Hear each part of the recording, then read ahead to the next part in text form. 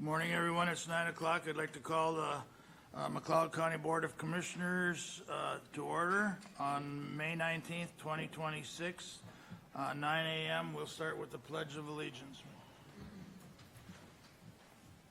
I pledge allegiance to the flag of the United States of America and to the republic for which it stands, one nation under God, indivisible, with liberty and justice for all.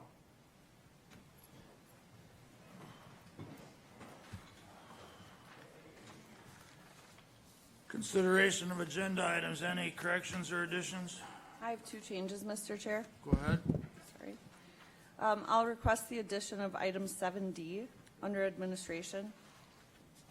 Consider adopting resolution 26-CB-16 for additional citizen committee appointments. And the other? The other would be to please remove item 6A under public works. And we anticipate that would be in the first meeting in June instead. All right, consideration of agenda items with the corrections, addition and removal. Mr. Chair, I'll move agenda with the corrections as specified. Motion made by Commissioner Schmalz. Is there a second? I'll second. Seconded by Commissioner Dahl. Any discussion? Hearing none, all in favor say aye. Aye. Aye. Opposed, motion carries. Consent agenda. Any additions or corrections? No changes, Mr. Chair. Wishes of the board. Move to approve consent. Motion made by Commissioner Wright to approve the consent agenda. Is there a second? I'll second. Seconded by Commissioner Chaska. Discussion? Hearing none, all in favor say aye. Aye. Opposed, motion carries. Health and Human Services, Carrie, I'm sorry. Good morning. I'm going to introduce Carrie. Good morning, everyone. Carrie Ward, a health educator with in our Public Health and Human Services team, is going to provide just an overview of the out-of-state travel that was approved by the board, and a report was requested as part of that approval, and she's going to report on the 2026 Rural Welcoming Gathering that she recently attended.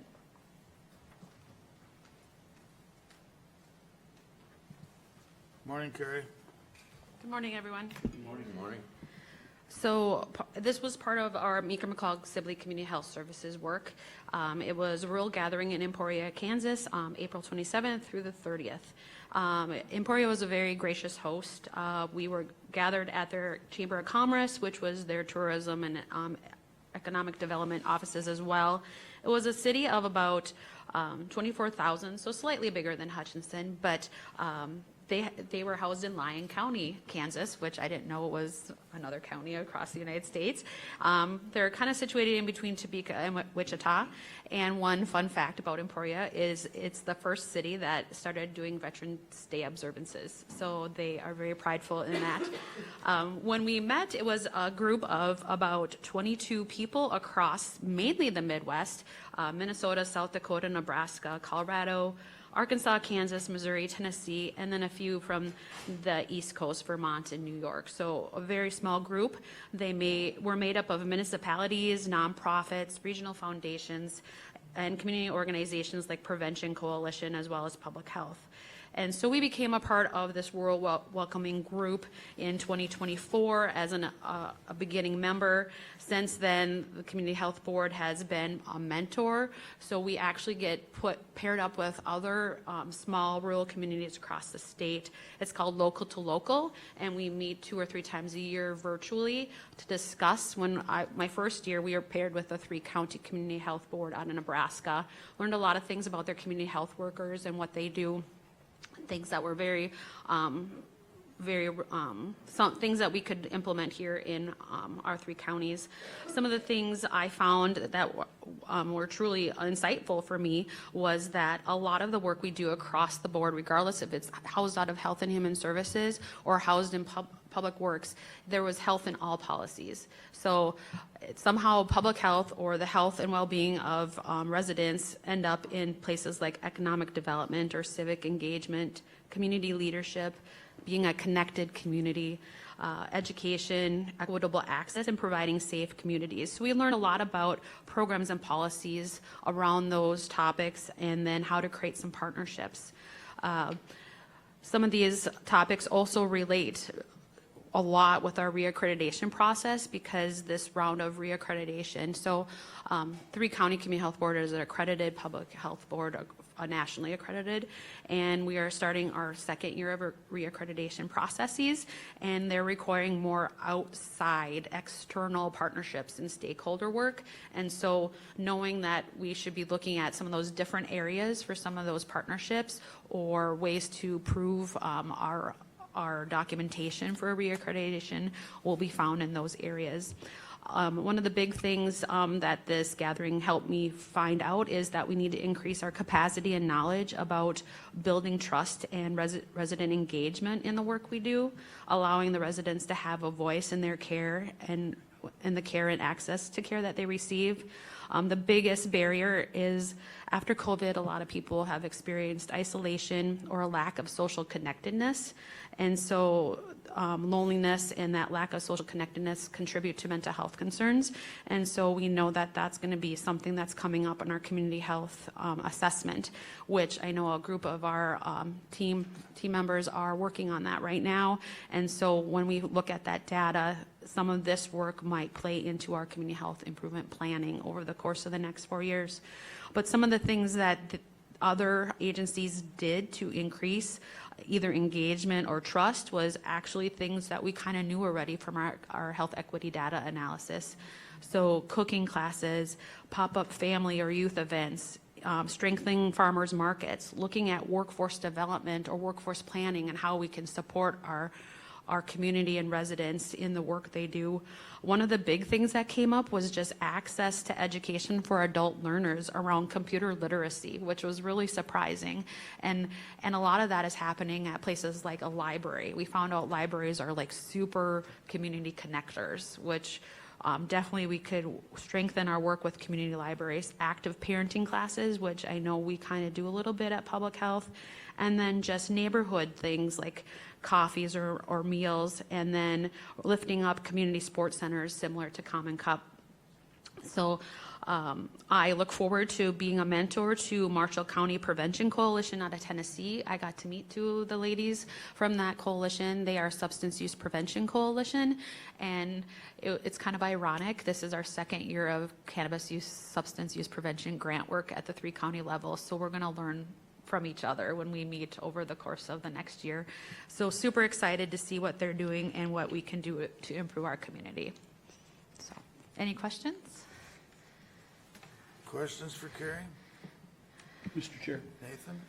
Nathan? Carrie, I knew that you would go to this conference and bring back lots of benefits to McLeod County. And I also know that you wear several hats in what you do. And I can verify that Carrie is a very valued employee for McLeod County as a health educator in McLeod County, and I know you wear the hat in our CHB and how you contribute to that. But can you tell us My hats?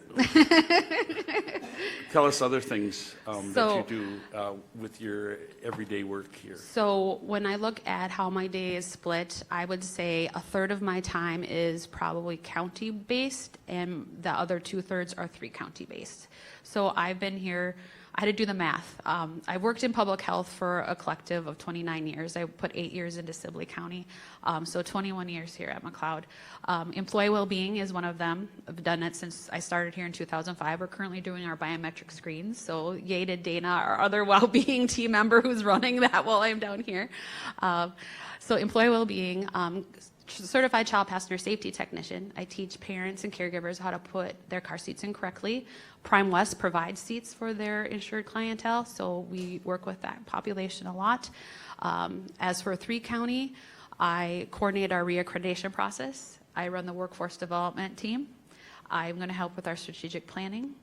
And the other duties as assigned, I'm on our quality improvement and performance management team. Locally, I'm on the Towards Zero Death Safe Coalition. Ryan's on that as well as Andrew. Trying to reduce our traffic fatalities. I know it's been rough That's been 7. I think 2 years ago was 7, and last year was a little less, so we're trying to reduce that. The new one is our cannabis substance use prevention work, which is super scary. People between 12 and 25 can be really affected by the use of cannabis. We don't know, people don't read the labels, so if it's a really, really high THC concentrate, they're going to be damaging their brain. So trying to get information into the hands of parents and youth and try to also bring in protective factors. So a lot of these neighborhood or community events are what we call protective factors, and that's going to help them know that people care about them and they might choose not to use. So all of these, there's all the fingers play together in all my hats, it seems. So, Mr. Chair? Go ahead. Yeah, Carrie, that was an awesome explanation of Thank you. the many things that you do. My last question is, at the conference, did you connect with other counties that run a CHB like we do, where we join 3 counties together and not have one this CHB? time, not this time, but I was super excited to meet the coalition members because they are from all walks of life. So mental health, schools. One of the groups from Colorado run active parenting. So we have their contact information. It was a good, see each other in person. Now we're not so afraid to reach out after the fact. Made some friends from Brookings. They were super fun. They were doing a lot of things with their farmers market, so I could see sharing some of that information with Jamie when she does her statewide health improvement partnership work. We definitely work together closely because we have a community health improvement team, which includes all the community health workers and the health educators. So we're always talking and trying to support or give each other ideas. So definitely we'll be sharing a lot of that information with my team members as well. Very good. Thank you. Yeah, thank you for your time today. Any other questions from the board for Carrie? If not, well, thanks, Carrie. Yes, thank Good you. report, so All right, appreciate it. thank you. To be continued. We have Tammy Dean with, is the executive director of To Be Continued, and I'm sure she's going to have a good message after a successful event of dancing to the stars. Is that right, or how am I going here? I didn't realize Stefan was gonna. I'm just helping her. I'm you're taking just off the Tech support. So when you want to, you just hit forward. Okay. All right? All right. Well, great.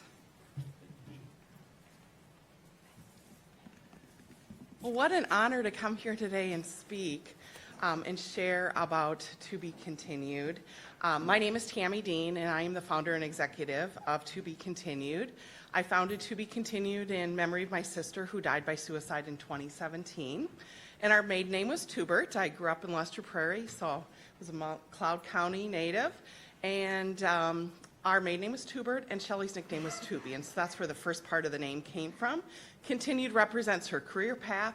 She's an inpatient mental health nurse who cared for people on a regular basis with mental health challenges, and certainly was part of saving lives related to that. And so while we do not provide any professional, clinical, or crisis services, we carry on her legacy through advocacy, education, and outreach. And we do that in a 9-county area. I'm happy to share that this past year, we just recently added Redwood County to the mix, and so we are now reaching 9 counties. And what that means is that this is where we focus our attention. This is where we provide education and outreach, and we do most of that without charge and provide that to that 8-county area, or excuse me, that 9-county area. It doesn't mean that people from outside of that area can't participate. Of course, we welcome anybody, but this is where our primary focus is. We are governed by board of directors, and somebody you might recognize on there is Jamie Kraut, is a founding board member. She works for public health here. And then our most recent appointment was Dr. Michael Scott. He is works at Hutchinson Public Schools as the teaching and learning director. We have grown really exponentially since we've were founded in 2019. We are a staff now of, what do we have there? Sorry, I'm kind of counting. That's 11 plus. I onboarded 2 additional staff members last evening that are not on there.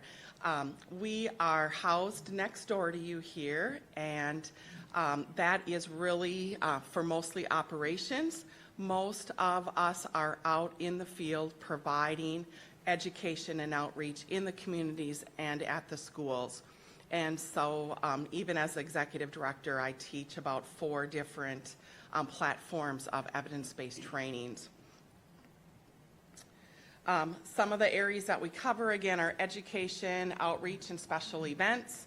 And again, we do not provide any crisis response or professional services, but we do partner with those that are in that, provide those things, and we promote their services.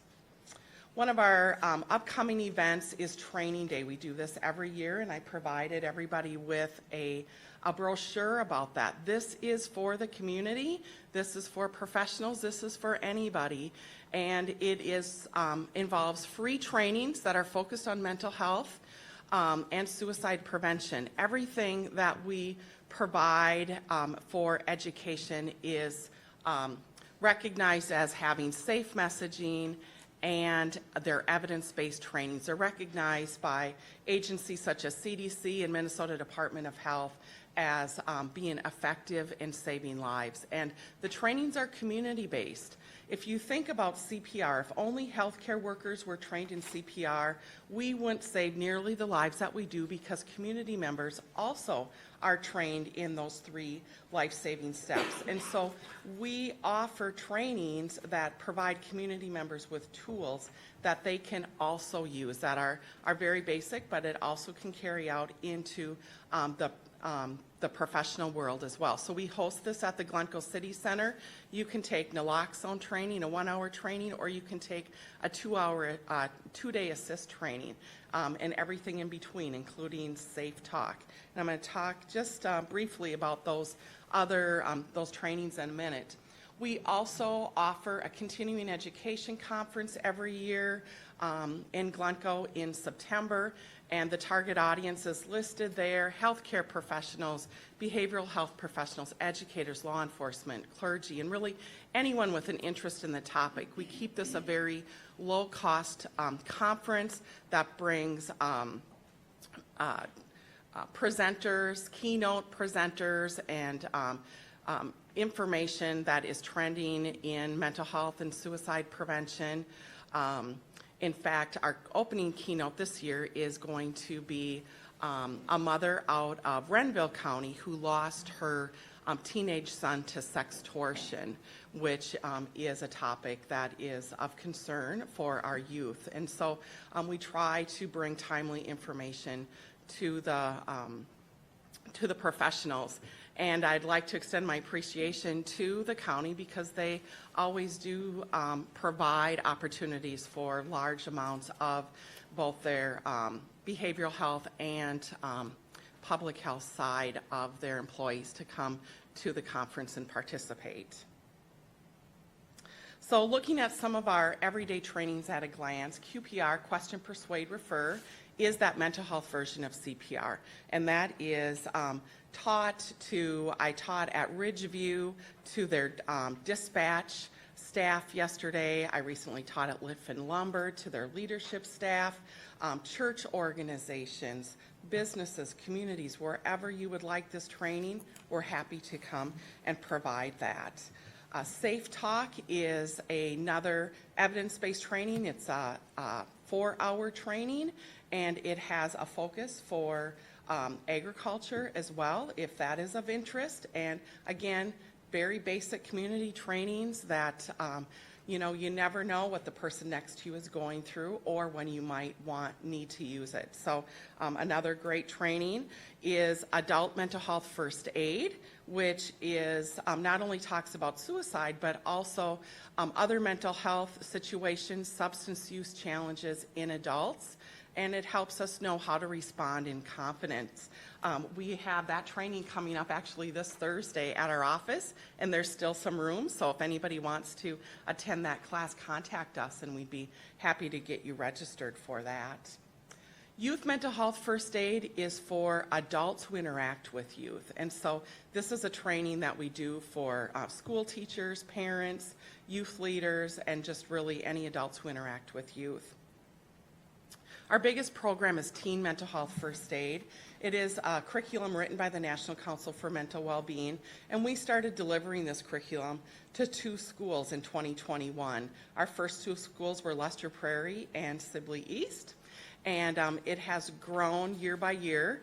We do not seek out the schools. Usually they're finding us, and once we're in a school, they keep us. So we have actually have 21 participating schools to finish out this school year, and beginning this fall, we've added 7 new schools, and you can see some of those schools are quite large. Belle Plaine, Buffalo, Chaska, Chanhassen, Dasso Cokato, St. Mary's, Sleepy Eye St. Mary's, and Terra Nova are our new schools. We are in all the public schools in McLeod County, and we have been since 2022. This is a 6-lesson curriculum. We are not allowed to teach it in a large group assembly, so we have to go into each classroom. The schools are allowed to choose 1 grade level. It's been approved for 9th through 12th, so mostly it's in 9th grade or 10th grade, the school's preference. And of these 21 schools that we're in, it equates to 75 sections of students this year. Of the 28 schools that we're going to be in, it equates to 140 sections of students. This curriculum is bringing a change to our youth because it's providing them with tools that they can use now and into adulthood. It's a very primary prevention training that helps them recognize warning signs in themselves and peers and how to connect with a trusted adult. And so I would like to share a video. Okay. This video was just done I in lost March. a really close friend to suicide. Sometimes the signs can be so hidden. It makes you realize that like anybody could be struggling and you never know what people are going through. I once had a family member tell us at my dad's funeral that anybody with depression are the best actors in the world. My name is Tammy Dean, and on January 21st, 2017, I lost my sister Shelley to suicide. I wanted to keep my sister's memory alive, so I founded To Be Continued in memory of my sister. We carry on her legacy through advocacy, education, and outreach. So I'm gonna start the class, just how I always do, with your questions from last week, and then we will dive into your last block. Our biggest program is Teen Mental Health First Aid. It's a 6-lesson curriculum that we deliver at high schools, and it really provides those students with an action plan that they will use now, but also into adulthood. So it really equips them for life. This is just us looking out for the people around us. It doesn't have to be your best friend. It can be anyone in your life if we start to see them struggling with how they're thinking about themselves. You are going to have a bad day. It is going to happen. A lot of these students don't know how to handle that. It's so important to start that conversation and think about, hey, you are important, what you're feeling is important, and we are here to support you and find you other resources to support you. We have had To Be Continued here since 2022, and it has been fantastic for our students and our staff. It's raised awareness, it's made them more comfortable discussing mental health challenges. I think it's changed them into being more caring individuals. To Be Continued has created that common language for us to be able to know that no one is alone, that we're all here in it together. Kids need to have all the tools to help them be successful, but then also to know where to go when they are feeling some struggles. To Be Continued has done a very good job at making it more known that mental health is a big deal and not just something that gets overlooked anymore. We might have to, as a friend, as a peer, say, you are not alone. You have a purpose. You are loved. We also offer a variety of evidence-based trainings for adults as well as a monthly support group. It's a place where people can come together and meet with people who have had like experiences. The To Be Continued support group for me has been my once a month chance to be myself with my grief. If I need to, I can just come and sit and cry or whatever needs to be done. There's something powerful about sitting in a room where you can just say, you get it, you understand, and you don't feel alone. You just feel seen and heard. I can let people know that what they're going through is normal, because that's one of the biggest things I looked for, is someone else who had gone through it. Lets you know you're not alone. Hope really is the heartbeat of mental health. We're shedding light on a very difficult topic and finding ways to start those conversations and normalize those conversations. Everything that we do includes both safe messaging and evidence-based trainings that have been recognized by agencies such as CDC and Minnesota Department of Health and Education as safe and effective in saving lives. I just hope that nobody has to experience what I and my family have had to experience. If we can just save one life, we've made a difference.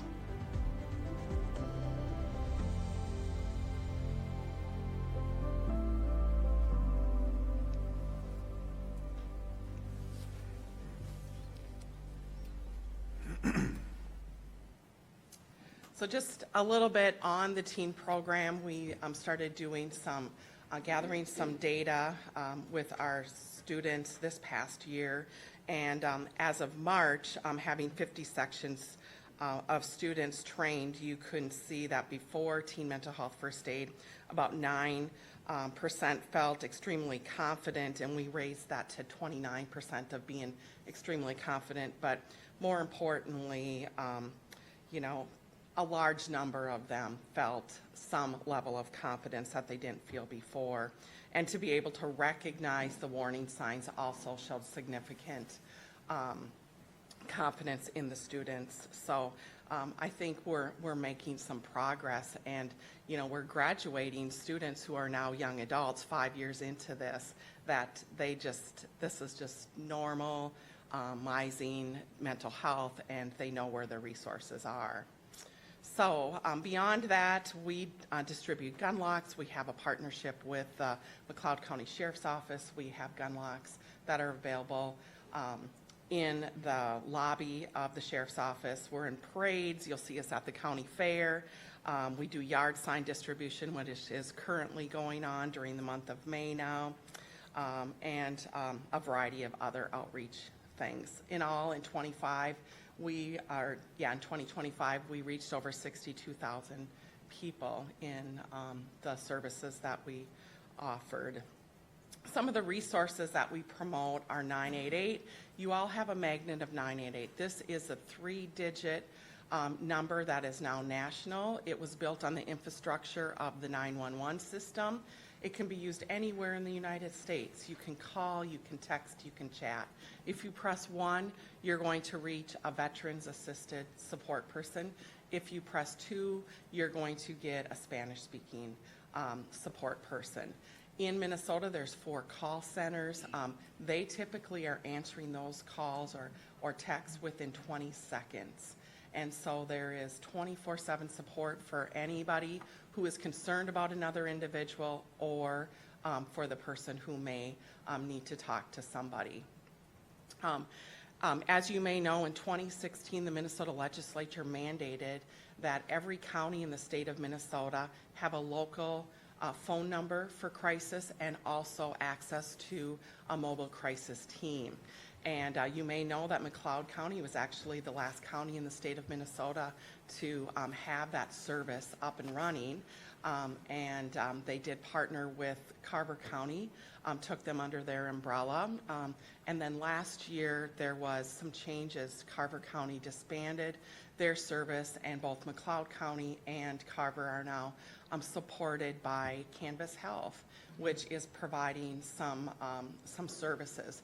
And so I want to encourage you as decision makers to always look at that as a priority and see where you might be able to increase that support and making sure that McLeod County has the best of that mobile crisis team, because it is the fastest way to get a mental health assessment.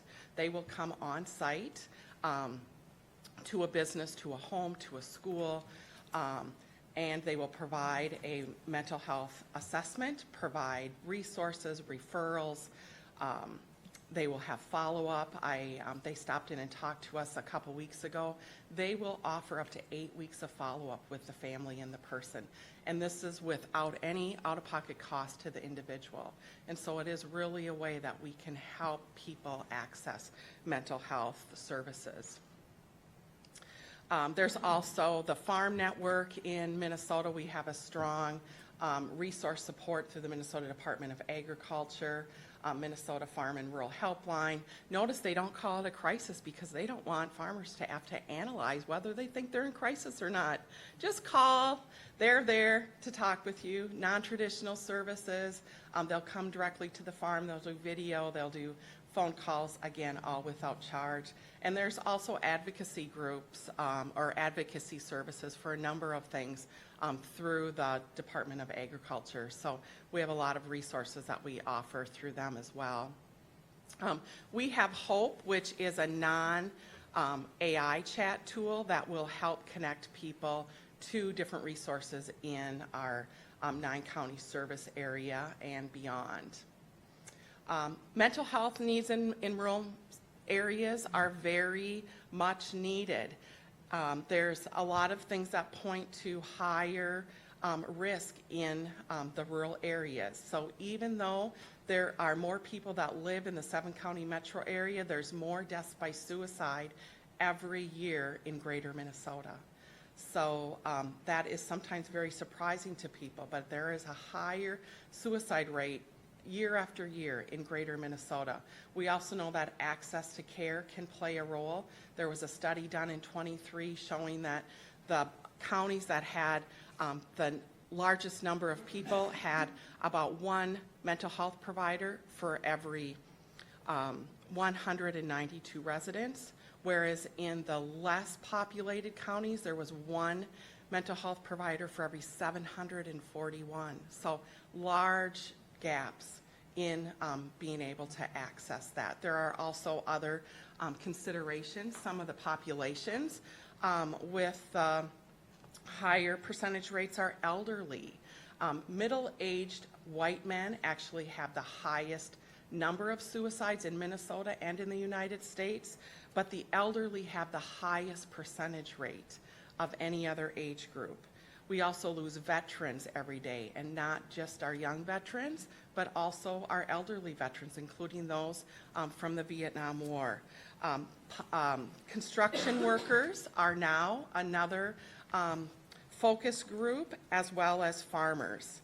So you can see there's many different population groups within our service area that have high risk. That's about our support group every month. And we could not do this without the community support. We do not receive any federal or state funding. We rely solely on donorships, donations, and our fundraising efforts. And so it is really the community that carries us. And we are humbly very appreciative of that. So we do a motorcycle run in September. Our Legends of the Opry show has been very successful. We're moving it to the Glencoe City Center this year. We've run out of space in Arlington, and so we'll have 3 shows again. It is a must-see show if you like country music. And, of course, our Dancing Like the Stars show. That probably captured your attention. Paul Wright was a dancer a few years ago with his lovely wife, and this program has just grown and grown. And just very humbly this year, the 12 couples collectively raised over $500,000 through the support of everything from a $5 donation and up. More importantly, it started conversations within social circles that we could never reach. And so for that, we are very, very grateful because they're our ambassadors, you're our ambassadors, and together we can make that difference. And some of our year-round partners are listed there, and you'll see that we get support from a variety of services. And that is it. Thank you for the time to share. Anyone have some comments or questions for Tammy? I got a few, Mr. Chair. Go ahead. So a few years ago, I got a cold call from Tammy, introduced herself, and I had known a little bit about To Be Continued, but not much. And Tammy said, well, we're looking for dance couples and wondering if you'd want to participate or if you knew of anybody else from the Hutchinson area. And my mind was automatic. Dancing's not my thing, period. Told my wife, and she's like, well, maybe we should. And we'd set up a follow-up call with Tammy, and then it kind of dawned on me, that when I work with my 4-H and FFA kids, I'm not afraid to tell them, get outside your comfort zone, because that's where the cool stuff happens. And then it's like, well, this must be where I'm supposed to practice what I preach. So then a very fearful yes eventually came out of my mouth that we'll do this. And what an impressive journey for a few months to get paired up with the dance coach that actually lost her son to suicide. And the amount of passionate people that are involved in this is just absolutely incredible. And after a few months of practice, pretty soon our props that we had for our dance included a few straw bales, a pitchfork, and a gate that I eventually jumped over the top of during the dance and pulled it off. And to see now the dollars that come in on that event. And this past year, Marilee Peterson, who we work with from Sibley County quite often, her and her husband just did a fantastic job with that whole thing and had a blast with it. But how impressive this is that they're able to do all this without any federal or state funding. It's all community contributions. And to look at how Tammy took a tragedy and made it into something that now impacts tens of thousands of people is just absolutely impressive. So thank you for what you do for our community. Thank you. Anyone else? Commissioner Schmalz? Mr. Chair, Tammy, congratulations on a great success that you've initiated and keeping the memory of your sister alive. Thank you. I also want to thank you for, participating in the Lester Prairie Youth Task Force just this past April. Let's say if you're not in the schools, we can be in our churches and in our communities. We had 7th, 8th, 9th, 10th, 11th, and 12th graders from Lester Prairie School in our church facility. To Be Continued was there as well. And I think the conversation that we keep with our youth is very important. To make sure that connection is there and that resource is there. One of the things I was thinking about here is, mental health can affect anyone at any time, at any age. I almost liken it to post-traumatic stress syndrome that, that can happen many decades later. So recognizing that and knowing that you can have that discussion with someone is really important. So thanks for what you do, and congratulate you on your successes. Thank you. I really want to make sure people know, too, that the money that we raised does stay in the communities. So we don't charge the schools for it. So if you do the math, it costs us about $2,500 to teach each section of students. And all the other work that we do. So you can be confident in knowing that when you support us financially or through other ways of support, we're here for you. So thank you so much.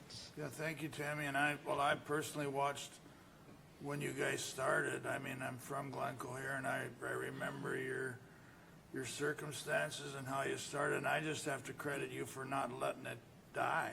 I mean, well, you're still hanging in there. It amazes me. It's quite a number of years already, but I mean, I kind of came from the old school, not necessarily believing so much until it, you know, in mental health problems, and until you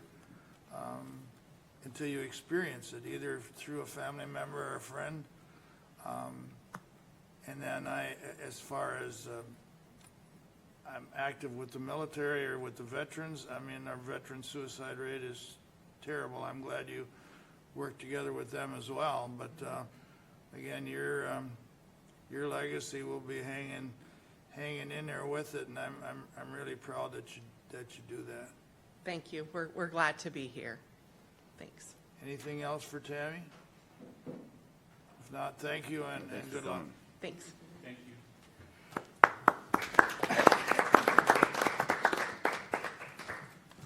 Public Works, Andrew. And as was earlier stated, we pulled number A, so we'll move right into B, I believe. Good morning.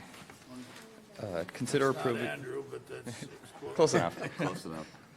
Consider approving the estimate from SJM Construction LLC of Hutchinson, Minnesota for restroom improvements at Piepenburg Park at a cost of $36,546.60 with funds from the designated for capital assets budget. As outlined in the Parks Plan, improving park restrooms was identified as an implementation priority at Piepenburg Park. The proposed improvements include new exterior doors, plumbing fixtures, lighting, partitions, fans, and the installation of epoxy flooring and baby changing stations. A second estimate was received from TLB Construction of Hutchinson, Minnesota in the amount of $38,000. Board's wishes. He moved right through that, but he was correct.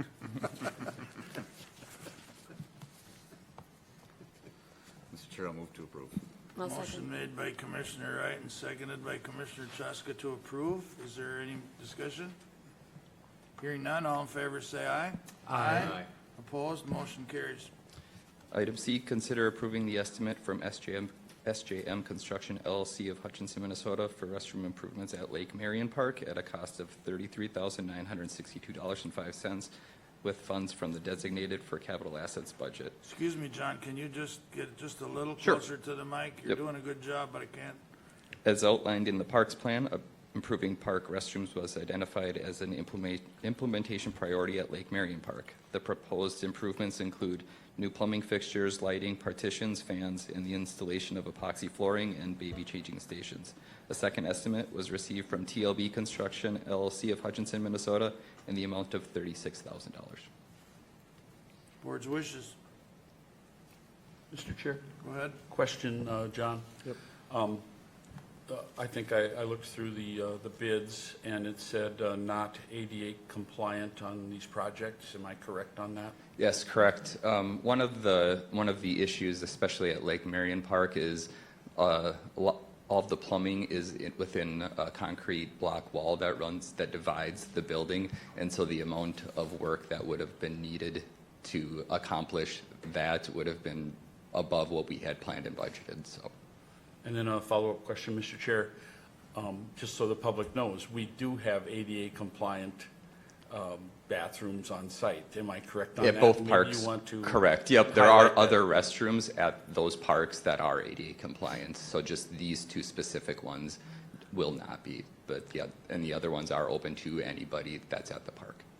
Very good, thanks, John. Mr. Chair, I'll approve the motion as presented. Motion made by Commissioner Smalls. Is there a second? I'll second. Seconded by Commissioner Dahl. Any more discussion? Mr. Chair, just wanted to add that these were items that came out of, Parks Plan from a while ago to make sure that our restrooms are top-notch. We've been steadily investing in the parks, and I think we all know that if you want to have good public participation, that restrooms are a key component to that. So that's why we're continuing to invest in making sure that those restrooms are as best as they can be at the parks. Thank Mr. you, Chair, Commissioner Wright. additional comments. Commissioner Dahl? I really appreciate that these are getting cleaned up. On my little self-proclaimed road tour is one of the things that I had written down was those two items. And I was glad to see I could scratch them off because they're on this agenda. So Yeah. thank you for doing that, John.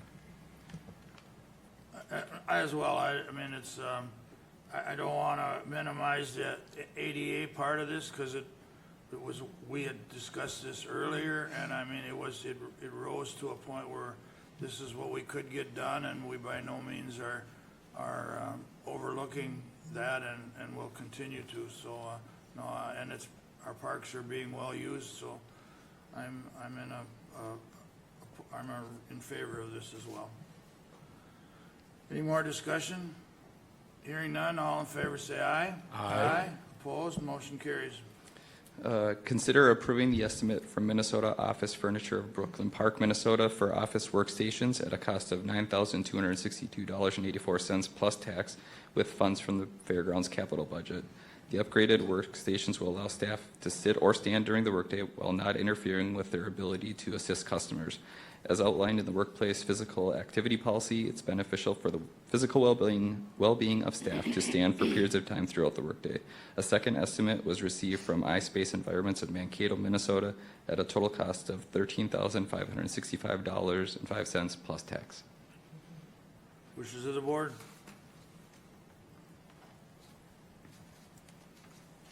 I'll move to approve the expenditure for the new furniture. Second. Seconded. Motion made by Commissioner Kruger and seconded by Commissioner Wright. Any more discussion? Mr. Chair? Go ahead. Couple questions, John. So, I noticed in the drawings that you provided, the whole system is moving up and down and just not a portion of it. Can you explain that, please? Yeah, so when we were looking at options, obviously there are, a variety of options for allowing them to stand at work. Some of the issues with being able to assist customers is, a lot of what they're doing is their entire desk is involved. And so, they can stand and work on their computer, but then if they're filling out some other paperwork or whatever, then maybe they have to sit down or crouch to get to that, so the entire desk isn't raising up with them. So that was a really big priority for us, to be able to have that and still be able to assist the customers as they're coming in the best that we could as we were prior to this improvement. And also just to talking about the drawings, the walls of the cubicles that we're proposing to have are much taller than the current ones, and our employees are often on the phone assisting customers, or there's people coming in, and we have office staff that are working there, coming and going, people constantly coming through our office, and it can get quite noisy, and so they sometimes have a hard time, trying to hear somebody over the phone, or the people on the phone are hearing some of that noise, so we're hoping those taller cubicle walls will help, prevent some of that noise, which was interfering with their jobs now. That was my second question. Thank you. Any other, Commissioner Smalls? Mr. Chair, if I may comment, early on, the Wellbeing Committee had discussion about workstations that gave the option of employees to stand up, although the cost, it couldn't be implemented in a wide sweeping fashion because of the cost. But we have been looking at these and encouraging these through the Wellbeing Committee as promoting health to the employees. And so we take a few of them at a time, so it's not wide sweeping, to have less effect on our budgets as we move forward. So that gives a little bit of background information to the board and the public on why we look at upgrading these workstations to stand-up stations. Thank you. Yes, the data shows furniture is furniture, but I see the data on the stand-up. I remember rolling my eyes or shaking my head when they first came out, but I talked to people that are using them. They swear by them. I mean, we can talk that all day, and it seems to be the employees like them, and I'm a believer in whatever it takes just for me to sit around. If I had to sit every day and look at that computer, I'd need one as well. And I don't mean to rationalize. I think it just makes for a better workday. So. Agreed. Any other discussion? Hearing none, all in favor say aye. Aye. Aye. Opposed? Motion carries. Thank you. Thanks, John. County administration, we'll start with review of our calendar since the last meeting. I've had a couple reviews with MRC with what's going on in the legislature, what did and did not happen, and I guess I'm not even going to go into that. I mean, some good things, some not so good things, and it happened. So I guess I'll let our citizens decide which is the best. We'll do with what we can, with what came out of that. We had our workshop after the meeting.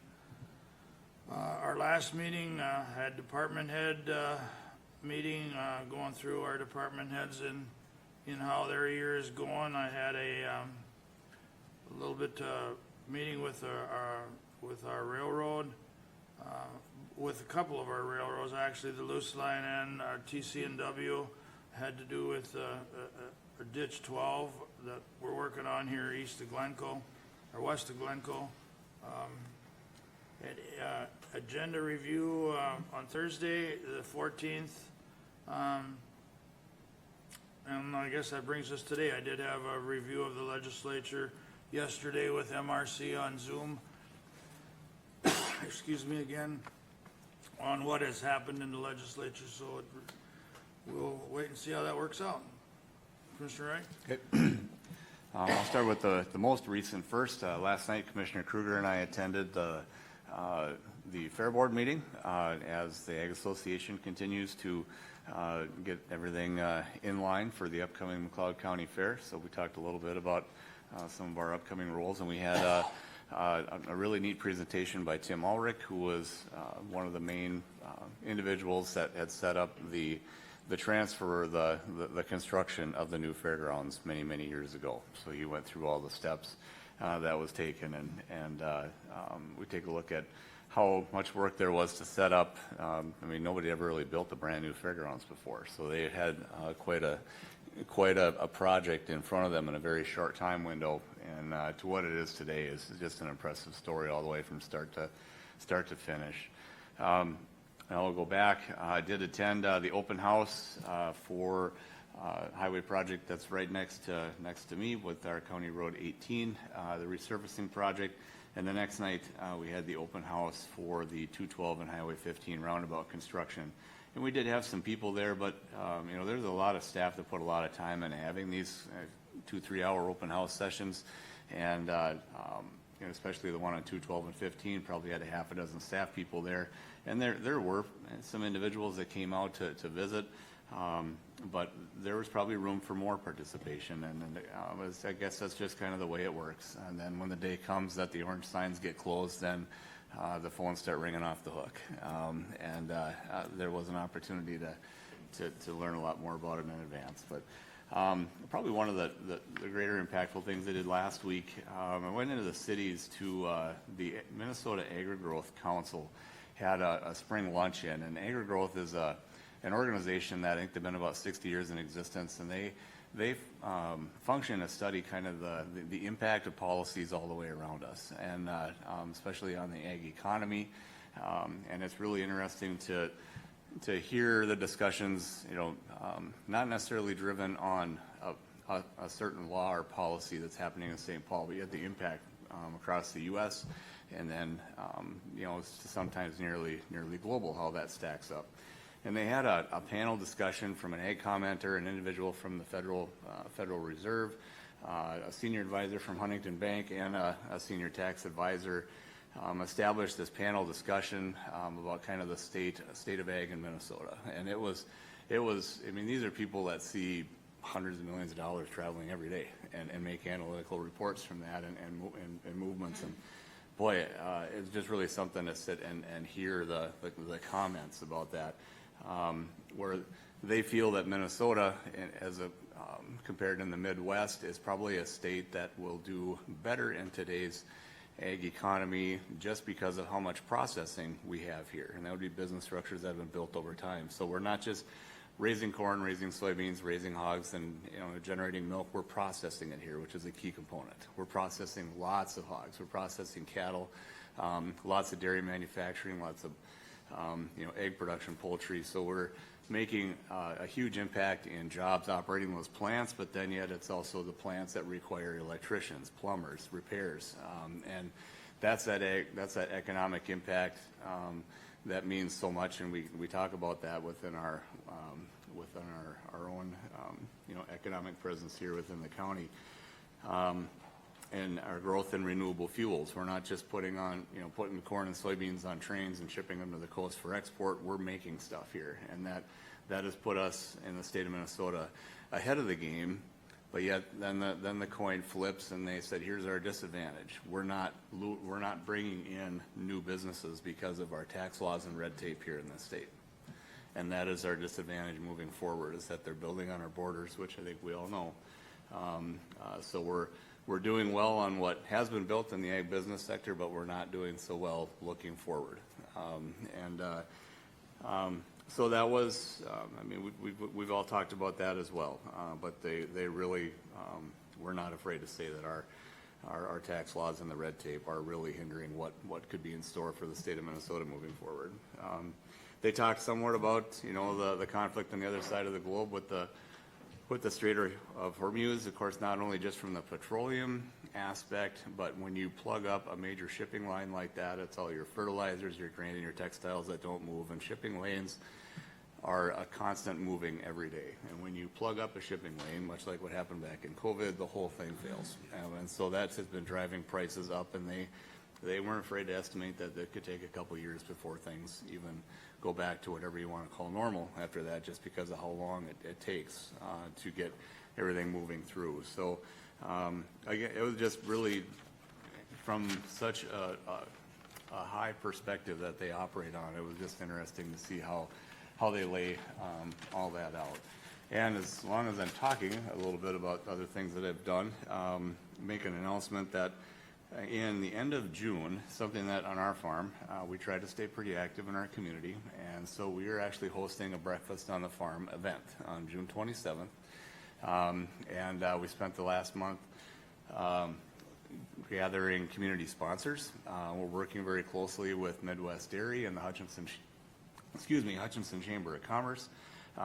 We're taking all net proceeds from our event and donating them to the Hutchinson Fire Department, where they'll be purchasing some updated and new gear for farm safety that they have listed. So it's all the pancakes you can eat. We have Chris Cakes hired to serve pancakes, farm tours. Hopefully the weather's going to cooperate that day. We have other businesses will be setting up some tables. We kind of modeled, there's other examples of the Breakfast on the Farm events that happen throughout Minnesota and Wisconsin. And so we looked at several models and kind of picked one that fits for us. So we're doing the combination of sponsorships and then a $10 charge to get in. The cars will be getting parked up at the Hutchinson High School and bussed out. And then again, all the net proceeds are going to the Hutchinson Fire Department. So we're hoping the weather's going to cooperate, and we're hoping that we've figured out all of the kinks in our plan, because this is a pretty big endeavor for us. Our goal is between 700 to 1,000 people, so we'll see how well we do. So that's going to be my month of June, is getting ready for that. So. Commissioner, will butter be served? Yeah. When I had Chris Cakes on the phone, and they operate all over the Midwest. They have their own machines and their own recipe that they come and they set up pancakes. And if you're familiar with them, if you get the comical teams, they're actually throwing them through the air and see if somebody can catch them 20, 30 feet away. And they said, well, we come with, all these supplies and margarine. And I said, oh, wait a minute. I said, we're not doing that. We'll have butter. She said, you guys are usually pretty quick up there in Minnesota to correct that you'll be bringing your own butter. So, but, yep. So I'm hoping it'll be a lot of fun.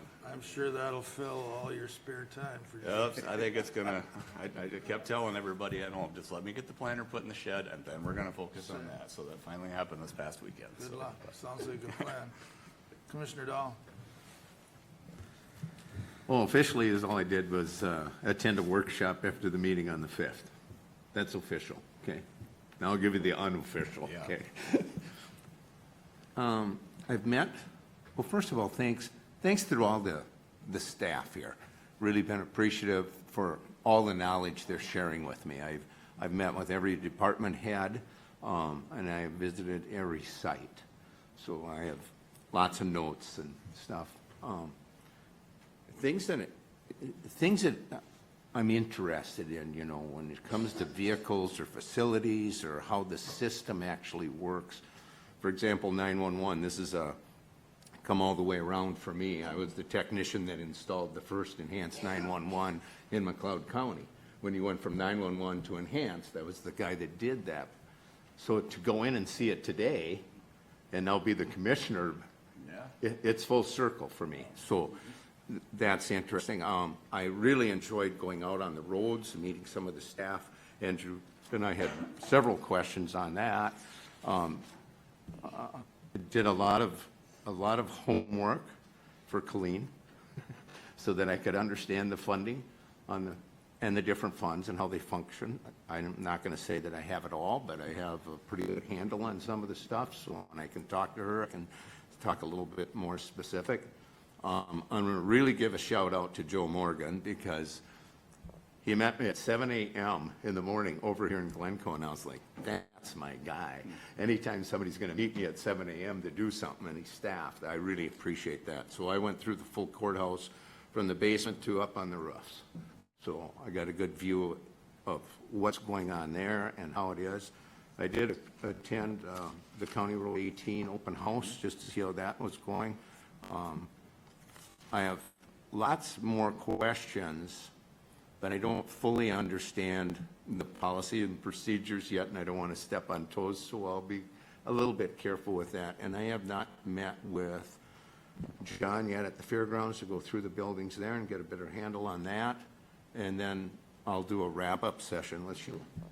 That's my plan so far. So I again, appreciate all the staff. They've been very, very accommodating. Thank you.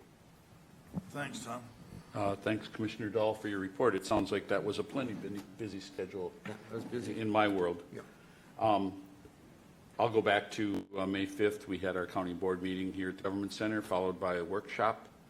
And then Wednesday the 6th, I took a phone call from a Hale Township resident about trees in the right-of-way. I continued that discussion with Eric, our highway maintenance supervisor, and after reviewing the area, Eric did indicate that that will be on the fall-winter to-do list to start looking at some of those trees in right-of-ways in Hale Township and northwest of me. On the 7th, Prime West Joint Powers Board meeting in Alexandria, we did celebrate Jim Prisbilla's retirement coming up here at the end of the month. After our Joint Powers Board meeting, we were hosted with a desserts and punch. And that's, Jim invited some of his family in, some of his family traveled in from out of state. And were introduced, and some of them actually stayed for the last Joint Powers Board meeting that Jim was leading, just to see what he's been doing for the last 26 years. So we'll miss Jim greatly, but at the same time, we think there's a bright future with Matt Magnuson coming on board, filling the shoes that Jim wore. Monday the 11th, I did what they call a lunch and learn that AMC offers all of us commissioners, and it was about public health nuisances. It was an eye-opener. These lunch and learns don't last long, so they're very to the point, but explains, the topic was how it explains the role of public health and state statutes 145A on dealing with public nuisances or a health risk that exists in a county. Again, eye-opener on where that can lead. Tuesday the 12th, department head meeting here at the Government Center. And after that meeting, I also met with our county administrator.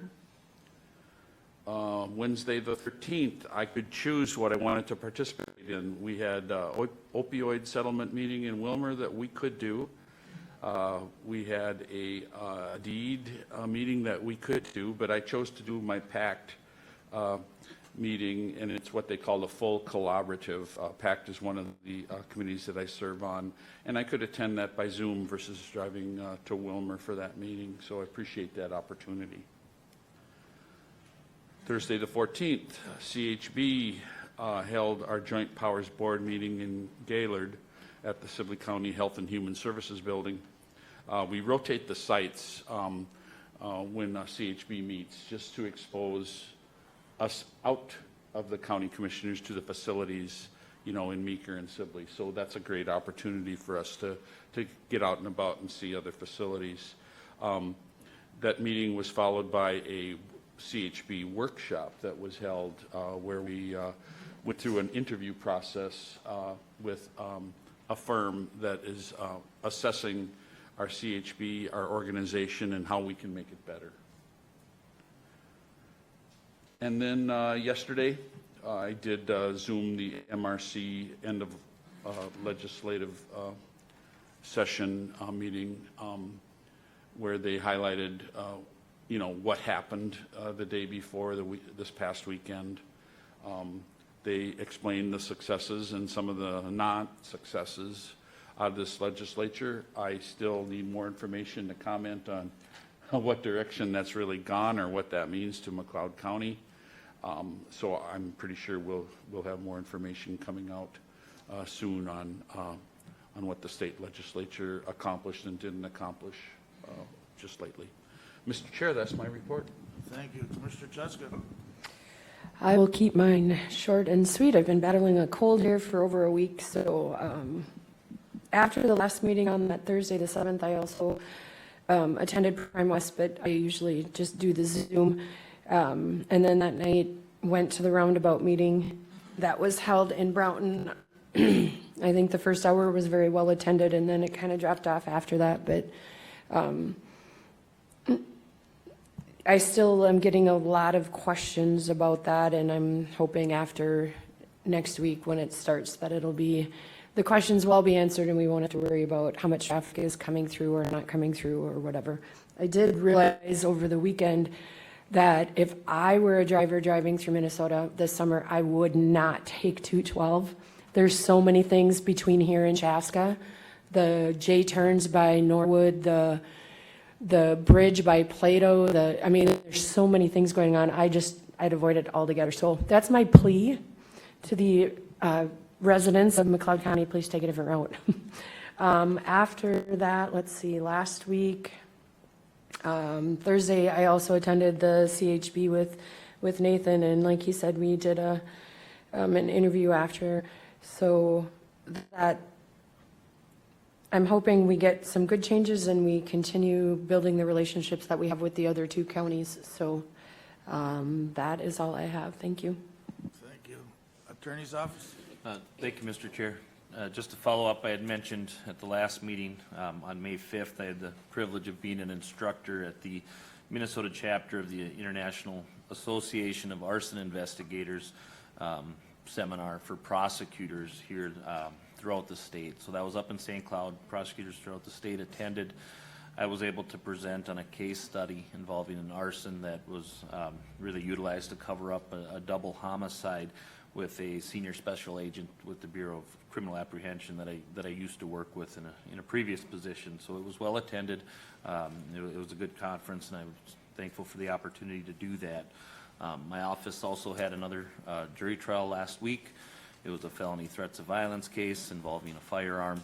I'm happy to say that there was a guilty verdict in that case, so the defendant will be awaiting sentencing. But that's all I've got. Thank you. I just have one or two things here before I turn it over to our administrator, but don't avoid McLeod County. I don't think she meant that. We have some beautiful roads, and I agree with her. There's actually more construction out west, but no, we have some beautiful roads. Just drive safely. And I had said loose line, and I meant Dakota Rail. I just wanted to clarify that. And other than that, I think between the five of us, we had pretty much covered what's been going on here in McLeod. So with that, I'll turn it over to our administrator. Thank you, Mr. Chair. Commissioner Wright, I just wanted to thank you for reminding us to invite Tammy Dean today and to have To Be Continued come. You had pointed it out after they had their successful fundraising event, and that was definitely a good use of time and exposure for the organization.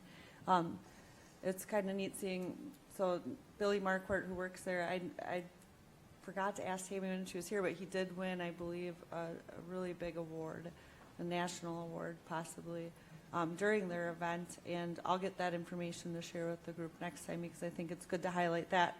He was my son's best friend in middle school and high school, so watching him run around, being a little punk, playing baseball and basketball with my kid, and now seeing him do that, it makes me pretty proud to see his work. So thank you to Billy and Tammy, and thank you again, Commissioner Wright. And I also was wondering if the girls are maybe ready to let go of their butterheads. I'm not sure where that discussion has come to rest yet. Yeah, for those of you who don't know, he has two daughters who had their likeness carved in butter at the state fairgrounds when they were running, and they do have those, I believe, frozen. Still there. Thank you. Item A, consider appointing McLeod County Chief Deputy Auditor Treasurer Janet Betzinger as our interim McLeod County Auditor Treasurer from July 2nd, 2026 through January 4th, 2027. As you know, Auditor Treasurer Connie M. Kurtzwig has submitted her notice of retirement to the Board of Commissioners. Her final day will be July 1st, 2026. On Tuesday, March 13th, 2026, the McLeod County Board of Commissioners adopted Resolution 26-CB-14, making the office of Auditor Treasurer appointed. This appointment, though, is to finish Kurtzwig's current 4-year term. Wishes of the board are pretty much, I mean, I have some comments, but it's pretty much all covered here, and it's new for me for sure, and for our board, but to fill this position both because it's appointed and even if it would have been elected, we're just trying to get through the term that now expires. It gives us some time to make sure we're doing everything right, so. Mr. Chair, Go ahead. I will move to approve the very competent Janet Betzinger as the Auditor Treasurer for the remainder of Connie Kurtzwig's term. I'll second that. Motion made by Commissioner Cheska and seconded by Commissioner Dahl to approve the very competent Janet Basinger to, which I agree with, to fulfill the rest of the 2026 term of Auditor Treasurer. Is there any discussion? Just one question, Sheila. So after this short term, we'll be looking at doing something after the term is up, correct? Correct. So we have a timeline formed of how we would move through that process. It, now that it has been approved or will be formally shortly, then that creates, I'm sure, a domino effect with different positions. So you'll have a lot of information upcoming, but we do have the timeline already worked out. Thank you. Thank you. And not to forget, it's a very busy time of the year for the Auditor Treasurer's office, so. Any more discussion? Hearing none, all in favor say aye. Aye. Opposed, motion carries. Congratulations. Thank you, Mr. Chair, and congratulations to Janet and to Connie. Thank you. Item B. With that being approved, we would ask you to consider approving hiring one temporary full-time property records and drainage taxation specialist through February 28, 2027. And this request is due to temporary changes in the Auditor Treasurer Department. Wishes of the board? Chair, so moved. Motion made by Commissioner Wright. Is there a second? I'll second it. Seconded by Commissioner Schmalz. Discussion? Hearing none, all in favor say aye. Aye. Opposed? Motion carries. Thank you. Item C, notification of board workshop following the board meeting on Tuesday, June 2nd, 2026. This workshop will be the board's annual highway tour leaving from the McLeod County Government Center, 520 Chandler Avenue North, Glencoe, Minnesota. That's just a notification. And then we added item D,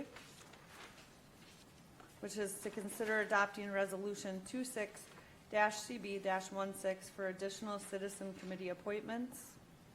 That will require approval. I'll go through that. This resolution will appoint 2 new members to the Hutchinson Area Joint Planning Board to 10-year terms. Is that accurate? I didn't think so. Is it 3? 1? Wow, big difference. I'm going to reread this. I apologize. This resolution, 26-CB-16, will appoint 2 new members to the Hutchinson Area Joint Planning Board to 1-year terms.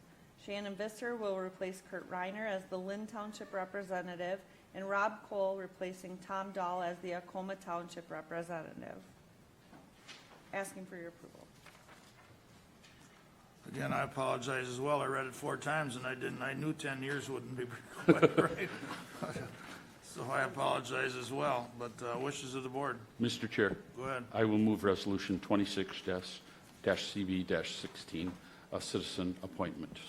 Motion made by Commissioner Schmalz. Is there a second? Second. Seconded by Commissioner Dahl. Any more discussion? Hearing none, all in favor say aye. Aye. Aye. Opposed? Motion carries. Thank you, Mr. Chair. Which brings us to open forum. Anybody here wishing to address the board? Hearing none, press relations. Just a clarification, I missed the first name of the person you just appointed. I'm sorry. So it's press relations, she's asking the first name of the people appointed. Shannon Visser is first. Shannon. Could you just give her a copy? Yes. So she gets it But right? Thank you. In case the public missed, Shannon is Shannon. The other person being Rob Cole. Just knock the 0 off of that 10, that's all. All right, so I will be looking for a motion to recess, and our next county board meeting will be at 9 a.m. on Tuesday, June 2nd, 2026, at McLeod County Government Center, 520 Chandler Avenue North in Glencoe, Minnesota. Is there a motion to recess? So moved. By Commissioner Dahl, second. Second. Second by Commissioner Schmalz. Discussion, hearing none, we are recessed.